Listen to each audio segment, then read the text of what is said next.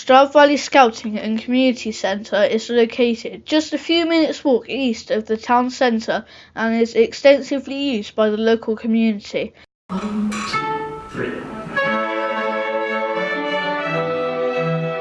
I've been here since 1999. The group has been here since 1952. We're used by Mara Trust, who do Meals for the Homeless. We've got a dance group, a music group, who use their quarters besides Cub Scouts, Brownies, Guides, Beavers, Rainbows, and Explorers. So it's widely used by the community. One of the highlights is the summer camp. The kids learn throughout play and various outdoor activities. Yes, but when we get dirty, there would be nowhere to wash ourselves in, so we have to stay dirty for the rest of the time. It's really fun because you get to cook your food on the fire, have marshmallows, which is really tasty. Another highlight is the end of year barbecue, which also enables fundraising for various endeavours with games and activities throughout the afternoon. The existing buildings are in very poor condition and do not meet the regulations in terms of energy performance, insulation and disabled access, nor do they meet the needs of the various user groups. In this building that we have now, it's quite damp because I think there's a lot of gaps, so the cold air comes through. Prior to going through this design process for the new build, we did look at refurbishment of the existing building, but quite clearly it was never going to be cost effective and was never going to be for the long term. The user base is very extensive.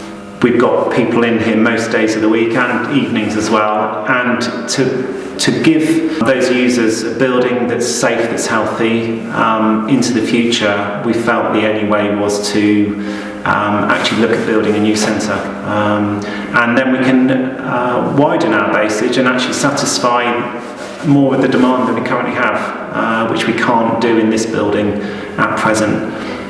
We see it very much as a community building and really welcome all our users from the community, their input both in terms of the design and the use of it. We'd also like to extend it, of course, for weekend usage and have shower facilities and really take advantage of the location where we are and the outdoor space that everybody loves here. We evolved quite a specific brief in terms of the square meterage that we needed to satisfy our current user base and the user base into the future. So we're able to give that brief to a local firm of architects who evolved the design alongside us and the other users. Stroud Valleys Scouting and Community Centre works closely with local architects Miller Howard Workshop to develop a modest, thermally efficient and flexible space that is robust, easy to maintain and economical to run. The design was well received at the neighbourhood consultation with agreements on the key priorities of the new development. But definitely the key features of the site is the outdoor space. We love it, the children love it, and trying to connect the building to that outdoor space was a key feature within the design. Our aim is to make this a sustainable building, one that's going to last generations to come, so that we have more scouting groups, guiding groups and other organisations making use of this. It's a great location, a great space in the heart of Stroud, and it would be brilliant to have a really good community centre for everyone to use. I'm quite excited of how it will turn out and how it will look.